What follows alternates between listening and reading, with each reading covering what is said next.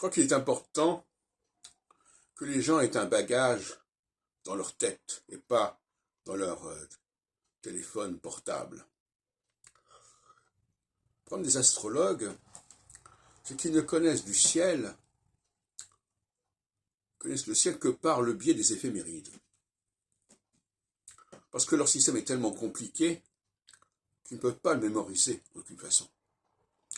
Donc, ils ont besoin de leurs éphémérides. Quand je dis éphémérides, c'est une façon de parler, pas forcément le bouquin, mais en tout cas le support électronique, informatique, pour pouvoir travailler. Et moi, je suis au contraire favorable à une astrologie du par cœur, si on peut dire. C'est-à-dire une astrologie où les gens ont en tête les repères. Pourquoi? Parce qu'il n'y en a pas beaucoup. Dans mon astrologie, il y a très peu de repères, il y en a tous les 7 ans. Donc on peut se débrouiller pour les avoir. Sur un siècle, ça fait une douzaine de dates. Bon, donc... Et... bon, les gens dans le public qui connaissent les 12 signes zodiacaux, ils savent plus ou moins, quand vous êtes né tel mois, de quel signe vous êtes. Bon, je ne sais pas, je ne fais pas référence à ça en particulier, mais moi je m'intéresse quand même à cette astrologie populaire, non pas dans son contenu, mais dans son concept, qui est une astrologie qui soit comprise par le peuple. Peut-être pas forcément celle qui est en vigueur actuellement, mais dans le principe, quelque chose qui soit accessible, facilement accessible. Et ce n'est pas le cas de l'astrologie actuelle. Et par conséquent, dans les cours d'astrologie, il faut impérativement baliser d'après les phases de 7 ans. Et que les gens aient en tête, pour telle phase, les événements qui ont eu lieu, la tonalité de la période, etc.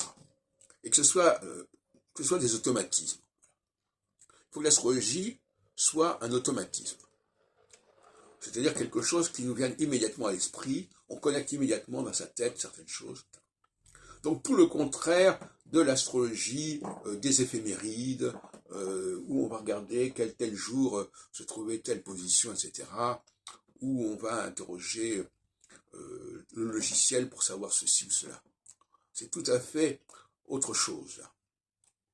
Donc, voilà, il faut que les gens aient en tête le système sur au moins un siècle, peut-être même sur plusieurs d'ailleurs, pourquoi pas, et qu'ils puissent naviguer d'une période à l'autre immédiatement, et quand on leur donne une date, ils sachent que c'est en période équinoxiale, ou en période solsticiale, ou en fin d'équinoxiale, ou en début de solsticiale, enfin, que tout ça ce soit complètement automatisé, que ce soit un réflexe, et c'est le but de la formation.